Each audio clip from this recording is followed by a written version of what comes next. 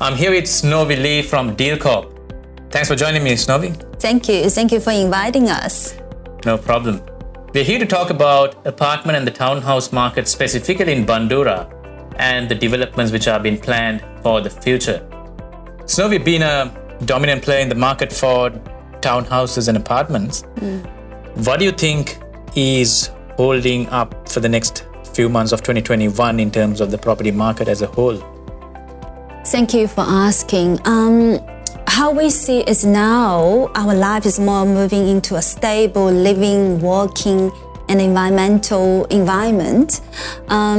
We do see the economy recovering process actually is much more stable than how we predicted.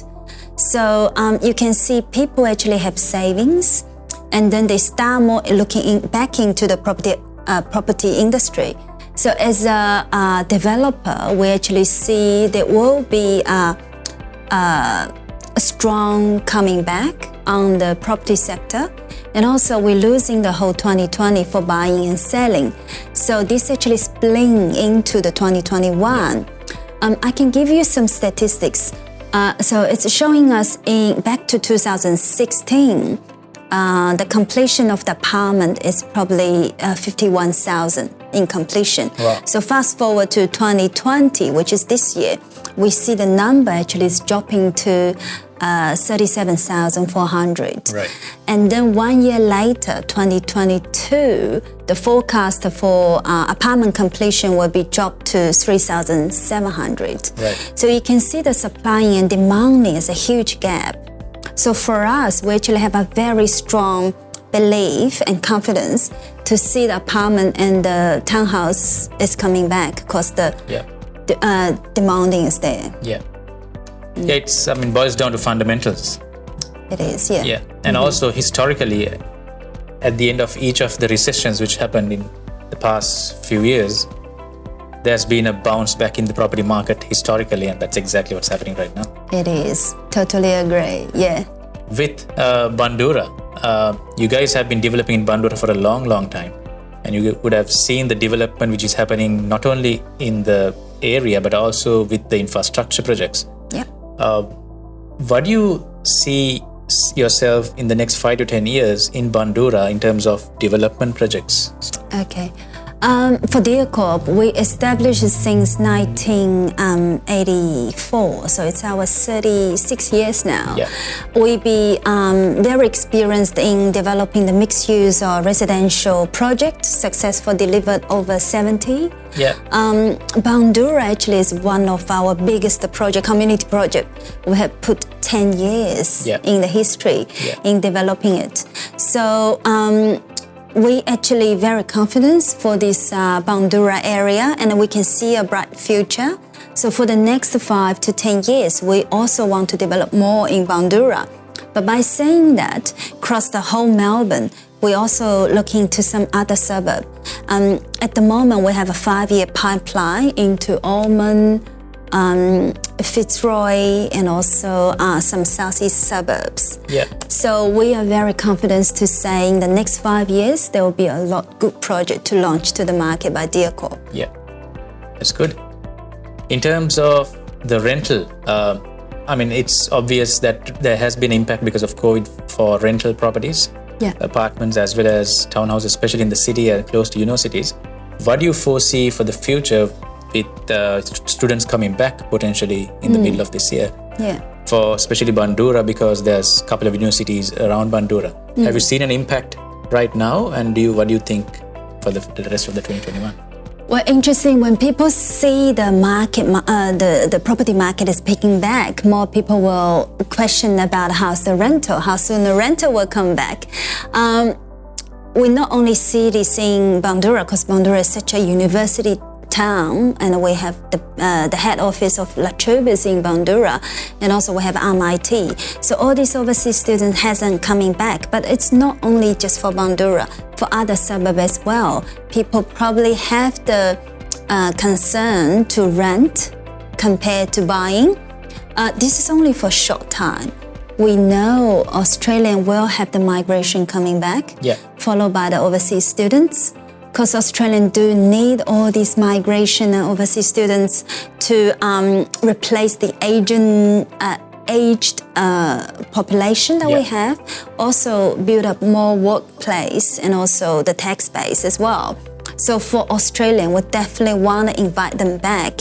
And when they back, it will be a huge number. Yeah. So for developer, we see the demand there. So we need to prepare at the moment. Yeah.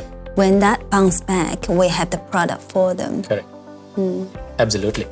As long as we think the long term, as an investor or as a developer, you simply can't go wrong. Yeah.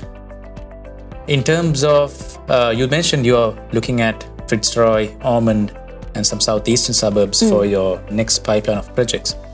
What sort of elements are you looking at? Are you looking at the fundamentals of the property, or what are you looking at when you're picking a suburb for the developments? Definitely. We believe what we built is a home for the purchaser. So obviously the location is always our first priority on the list. We want them to live in there, easy to access to all the communities.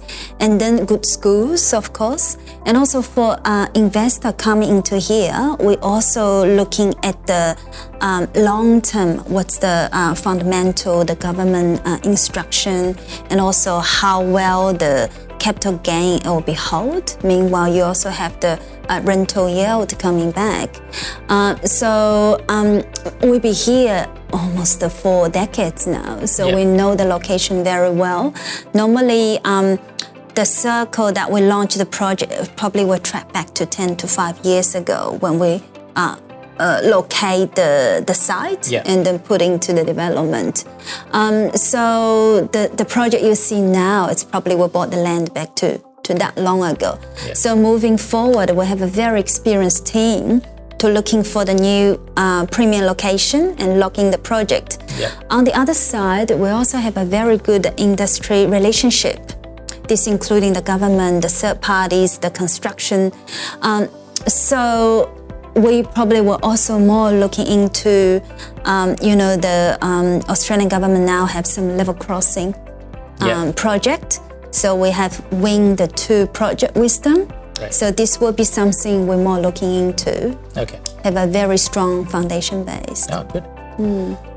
And looking into the future, as well as the future projects, I found that most developers, if you can add value to the consumer or the buyers, it will be more attractive, and we find that more sales are happening in those projects.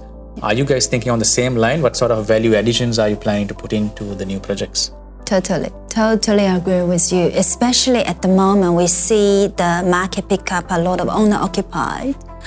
So for the next 12 months, it's probably still their market because the government have put up so much policy to support them. Yeah. So Dealcorp, of course, first is location, is the foundation. And also we try to working with our third party to tailor-made the floor plan for the owner-occupied. And also for Dealcorp, each project, we actually have our own project manager sit on the body corporate after the project finish for the next 3 years. Right. We just want to make sure what the residents' voice has been heard, and then we can put back to the project. Right. On the base of that, and also we very look after our communities. So the residential we build is always environmental friendly. We try to use all the solar panel, also the loan guarantee, good brand to associate with the project. So I believe these are all the add values Dealcorp provided. Fantastic. There you go, Snowe from Dealcorp. Thank you so much, Snowe, for joining me. And please feel free to ask any questions you might have from Snowe or myself, and we are more than happy to answer your questions.